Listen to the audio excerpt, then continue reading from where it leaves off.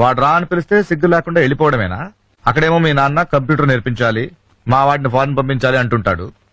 నువ్వు ఇక్కడ ప్రేమించుకుందాంరా, పారిపోదాంరా ఇలాంటి సినిమాలు చూస్తూ ఉంటు. సిగ్గులేదు, చదువుకోరా రే. ఏమ్రా నకరాలు చేస్తున్నావా? పైసలేడరా? సార్ అది పైసలేడా? కాదు సార్, నేను చెప్పేది మీ పైసలేడరా? ఎప్పుడు చూసినా పందిలా తినడం కాదు. వెయిట్ ఎంత? 62. కొలెస్ట్రాల్ ఎంత? కావలసినంత. అంటే ఎలా ఉండాలి? లోడ్ చేసిన గంటలా ఉండాలి. మీరెలా ఉన్నారు? లోడ్ చేసిన లారీలో ఉన్నారు. ఆయన మొహం చూడండి ఎలా ఉందో, పండు కోతకి గుండుకేసినట్టు. సార్ ఎవడు లోపలేస్తుండు, ఎవడు బయటికి తీస్తుండు, లైఫ్ అనేది ఒక జిందగీ అయిపోయింది సార్. నా ఫోన్ లో డబ్బులు అయిపోయినాయి, నాతో కనెక్షన్ కట్ అవ్వకుండా ఉండాలంటే ఫోన్ రీఛార్జ్ చేయించు. ఆయన నాకు తెలుసు, ఎందుకంటే ప్రపంచం అంతా పడుకున్న తర్వాత ఆయన లేస్తాడు.